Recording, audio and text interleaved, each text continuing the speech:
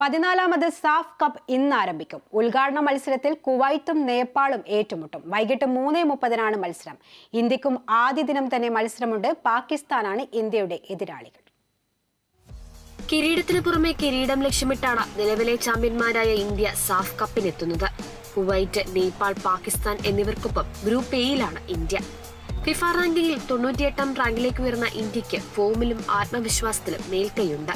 ആദ്യ ദിനം തന്നെ കളത്തിലിറങ്ങുന്ന ഇന്ത്യക്ക് പാകിസ്ഥാനാണ് എതിരാളികൾ. സമീപകാലത്ത് ഇരു ടീമുകളും നേർക്കുനേർ വന്നപ്പോൾ ഇന്ത്യക്ക് തന്നെയായിരുന്നു ആധിപത്യം. 5-4 ടീം ജയിച്ചു. എങ്കിലും അവസരത്തിനൊത്ത് ഉയരാൻ കഴിവുള്ളവരാണ് പാക് നിരയിലെ താരങ്ങൾ. യൂറോപ്യൻ ലീഗുകളിലെ പല താരങ്ങളുടെയും സാന്നിധ്യം തന്നെ മത്സരത്തിന്റെ കാഠിന്യം കൂട്ടുന്നുണ്ട്. പാകിസ്ഥാനെ നിസ്സാര എതിരാളിയായി കാണാനാവില്ലെന്ന് പരിശീലകൻ ശ്രീമാക് പറഞ്ഞു. ഇന്ത്യയുടെ ഹീറോ സുനിൽ ഛേത്രിയിൽ തന്നെയാണ് ടീമിന്റെ പ്രതീക്ഷ.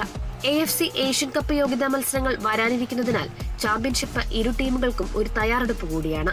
അതേസമയം ഉദ്ഘാടന മത്സരത്തിൽ കുവൈറ്റും നേപ്പാളുമാണ് ഏറ്റുമുട്ടുന്നത്. ലെബനനും ഇന്ത്യയ്ക്കും പിന്നിൽ മൂന്നാമതാണ് കുവൈറ്റ്. ചാമ്പ്യൻഷിപ്പിൽ ഏറ്റവും താഴ്ന്ന റാങ്കുള്ള രണ്ടാമത്തെ ടീമായത് നേപ്പാളാണ്. നേർക്കുനേർ പോരാട്ടങ്ങളിൽ ആധിപത്യം കുവൈറ്റിനാണ്. എങ്കിലും കുവൈറ്റിനെതിരായ അവസാന മത്സരത്തിൽ നേടിയ വിജയത്തിന്റെ ആത്മവിശ്വാസം നേപ്പാളിന്റെ പോരാട്ട വീര്യം കൂട്ടും. Sports desk, Kerala vision news.